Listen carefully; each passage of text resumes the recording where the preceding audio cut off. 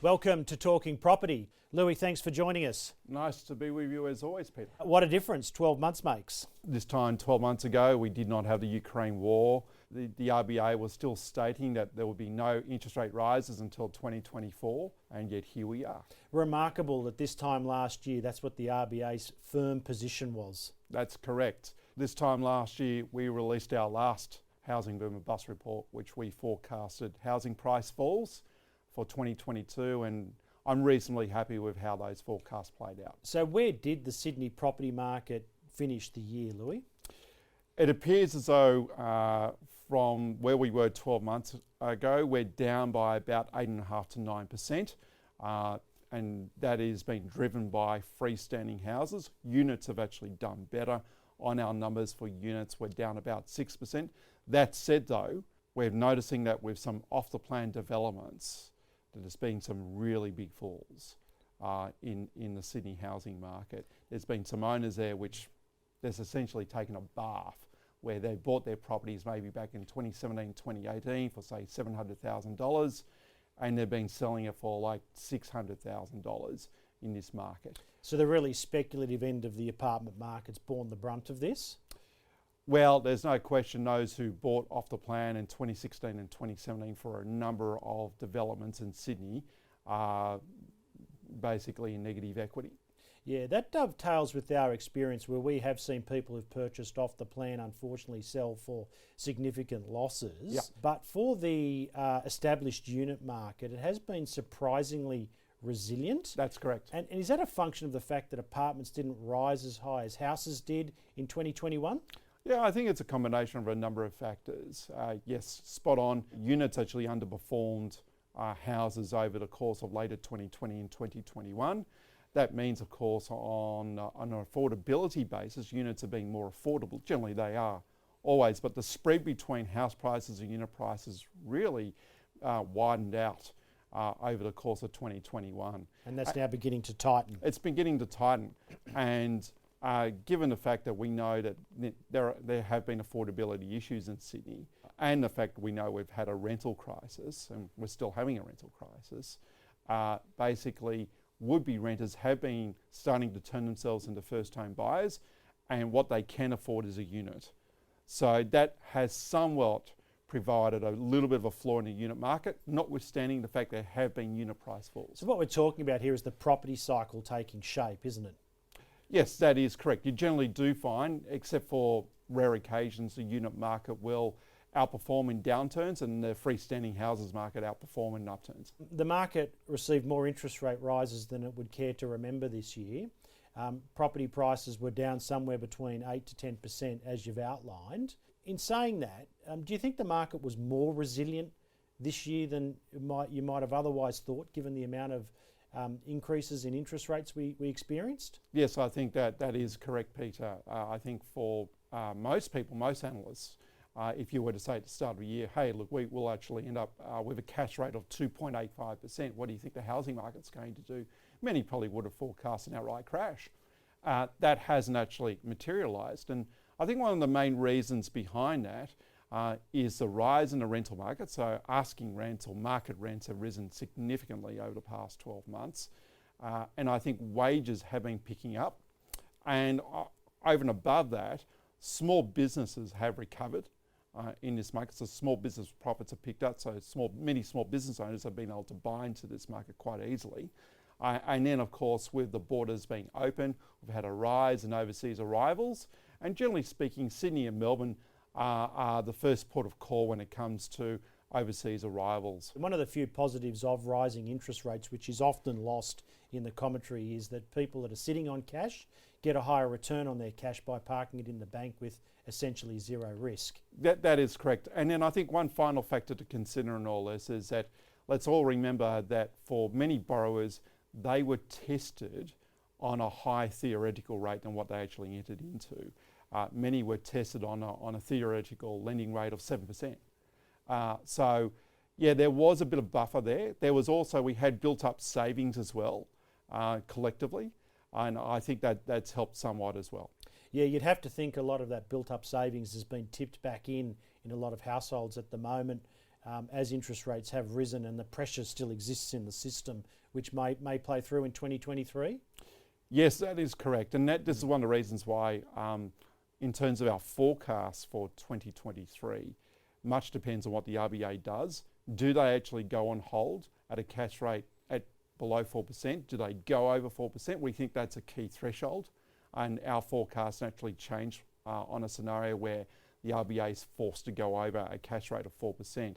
So look, all eyes on the RBA in terms of how they respond to the economy in 2023. And if they go too hard, we could very well have a hard landing for the economy and the housing market. If they go too soft, then we could have a new inflationary breakout.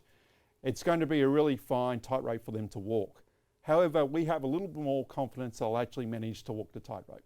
Good. Good to hear. Louis, I'm keen to explore the mortgage mountain that many households will face going forward, and what role the COVID era home loans of 1.8%, 2% that households had fixed during COVID, and they had that protection throughout 2022. What role did that play in protecting the marketplace from the worst of these interest rate rises? Well, it's definitely played somewhat of a role. For starters, up until now, there's been no real forced sales activity. That's a massive point, isn't it? Well, that's right. So what we had in 2022 is a step back from buyers. And that was both driven by sentiment and also driven by the fact that they had lower lending power out there. If we can take a look at the first slide here, which is auction volumes, and it clearly demonstrates how auction volumes have been declining since the peak of the market since October 2021. The amount of properties going to auctions has been declining. Now, is that symptomatic of the overall market being supplied with less stock in 2022, or is it a signal that people have just given up on the auction process in this environment? I think it's a little bit of the latter. So what we normally find in downturns is that auction volumes and what is scheduled to go to auction lowers because vendors have less confidence that they'll get the best price possible in the downturn via auction. They tend to go via private treaty. Now, that all said, Peter, what we've also noticed during this year is that there hasn't been much of a rise at all in new private treaty listings. So overall listings have been fairly muted. And this is another reason why we haven't had a dramatic downturn, because there hasn't been a flooding of stock out there. And look, in 2021, when the market was booming, people kept saying to us as real estate agents, it must be really hard to get listings at the moment. And I was saying to people, there's plenty of listings going around. They just sell within a week, which gives the illusion of a lack of listings. But the sales volumes that went through during the boom of 2021 must have been much higher than the sales volumes of 2022, signifying vendors were much happier to sell into a booming market rather than sell out of a falling market. Indeed they were, Peter, and on our numbers, sales volumes year on year for the Sydney housing market down by some 35%. That's massive, and that'll flow through to the government's stamp duty revenue, et cetera, in their next budget, I'd imagine. It'll be extraordinarily difficult for the state government to create a surplus, I would have thought. Yeah, so I saw overnight that the Western Australia Premier had a shot at New South Wales government's budget, saying they're going to struggle to make ends meet. Is that a function of the drop in stamp duty revenue that everyone foresees for New South Wales? No question, for many state and territory governments, the revenue drive is stamp duty, real estate stamp duty. So the crossover will have an impact. However, I believe if we were to see a recovery in the housing market, volumes would pick up. And let's recall that this initiative is actually aimed towards first home buyers. It's not as yet aimed towards all buyers. So it's only for the first home buyer market. So that means for any investor or standard owner occupier looking to upgrade, downgrade, they still need to pay stamp duty. I don't agree with the notion that this will create a massive hole if we were to see a housing recovery because of the increase in turnover. The New South Wales state government, by beginning with first home buyers, are trying to stimulate from the market from the bottom up. When you look at the Sydney property market during 2022, it's strongest at the top of the market and weakest down the bottom, isn't it? Yes, so for 2022, the areas which we've seen the greatest strength actually has been in Sydney's eastern suburbs. So we've actually been recording price rises, and as 2022 drew to a close, essentially a rise in auction clearance rates for Sydney's eastern suburbs. And that actually basically created a rise in the overall clearance rate. So less auctions, as you pointed out before, but where those auctions have been predominantly in Sydney's eastern suburbs, lower North Shore, inner west, the traditional auction Let's areas. bring up the auction clearance rate there, Yeah. because your numbers absolutely demonstrate that. That orange line there is the auction clearance rate, as we can see. Yes. And there was a sharp fall as the Ukraine war unfolded. Yes. Interest rates rose aggressively Yes. through the middle of the year. But yes, late in the year, we did see auction clearance rates trend up a bit, didn't we? Absolutely, we did. Yeah. And as you'd be well aware, and we've discussed in the past, we have a more conservative measurement of recording clearance rates, but we don't need to revise our series because it captures all the results. So it's a true indicator, and yep, the numbers speak for themselves. There's been a rise in clearance rates during the spring selling season, a time normally when clearance rates fall. And do you think that's a function of a more motivated, aligned with the marketplace vendor coming to market, or was it a function of higher buyer enthusiasm? I think it's a combination of the two, and the fact that we've been having heavier concentrations of auctions in Sydney's eastern suburbs is going back to that point again, where we've been recording price rises. So while you wouldn't call Sydney's east being at boom time levels, no, by any means, the fact though is that for upper end real estate in Sydney's east, it's actually been doing relatively well, driven by small business owners who have been doing well with their small businesses. And we normally see this, even in a rising interest rate environment. If the Sydney economy is going gangbusters, and essentially it has been, you see price rises for affluent real estate. And I'm not talking about, say, real estate between, say, $2 to $4 million. I'm talking well and truly above that mark. Yeah, well, we've seen that. I think you'd have to say the 5 million plus category across Sydney has been the strongest this year, hasn't it? That's right. And that's because they are cash buyers. They're not PAYG earners buying that real estate. They are business owners, they are senior executives, they are people coming in from overseas completely cashed up, managing to get around our system we have here for checks and balances and buying this real estate. So let's have a look at the mortgage belt. Yep. If we're saying that Sydney overall fell somewhere between 8 and 10% in 2022, Yes. but the top end of the market actually performed strongly, if not had a slight rise for the year, Yes. that would suggest the mortgage belt may have dropped by more than 10% if you were to look at that as a micro market. That's a fair call. Yeah, I would agree with that. Yes, for freestanding houses in some regions, we're seeing falls greater than 8 to 10%. Yeah, I felt all year actually that the commentary and the numbers that were coming through were the numbers that were coming through, but they weren't stating the nuanced issues that were playing out in different markets, where mortgage rates that moved from 1.82% at the start of the year to somewhere between 5 and 5.5% at the moment. That's going to have an impact on households' budgets, isn't it? I would agree with that point, absolutely. Yeah. Look, this is not a market for PAYG earners. It just simply isn't. It's really for those who are completely cashed up. They're looking for bargains, but more so they're looking for prized real estate. Yeah. Louis, let's come back to the rental market. You've stated that we're in a rental crisis. What defines a rental crisis in your view? Because my view is that the rental crisis hasn't started. I think as we head into 2023, I think real pain will be experienced by tenants there as rents continue to drift up. But you're calling it a rental crisis at the moment. So you've got a broader perspective than we do on the rental market. So tell us about that. Well, look, a number of social bodies and various departments generally have been saying the same thing, that there is a severe shortage of a rental accommodation in a number of capital cities, and Sydney is definitely now one of those cities experiencing that. We've been recording very low rental vacancy rates. The latest number for Sydney is about 1.3%, whereas the long-term average for Sydney is normally in the 2s. So, there's a shortage of rental properties, and it's at the point where we're seeing asking rents. So what landlords are wishing to adjust their rents on rise by over 20% in Sydney. I've never seen these type of numbers before. But what did we drop during COVID? Because are we only making up lost ground? We're ahead now of Yeah. where we were Yep. pre-COVID. So yes, there was an initial drop. You're quite right to point that out. And that was during a time when people were trying to exit Sydney. They were looking to live in the regions. They were trying to get away from lockdowns. They were trying to get away from COVID. And that all occurred. But then that started to reverse in 2021. And at the same time, we just simply were not building enough new properties in the marketplace. So 2021 wasn't exactly a great year for dwelling completions. 2022 will see a rise actually in dwelling completions, but it's going to be fairly offset by the big rise in new overseas arrivals and the return to office environment.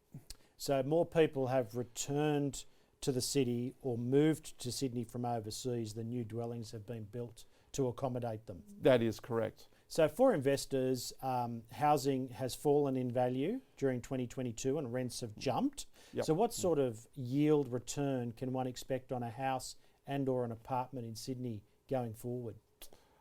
The yields at the moment have been rising in Sydney due to the falls in housing prices the falls in housing prices and the rise in rents.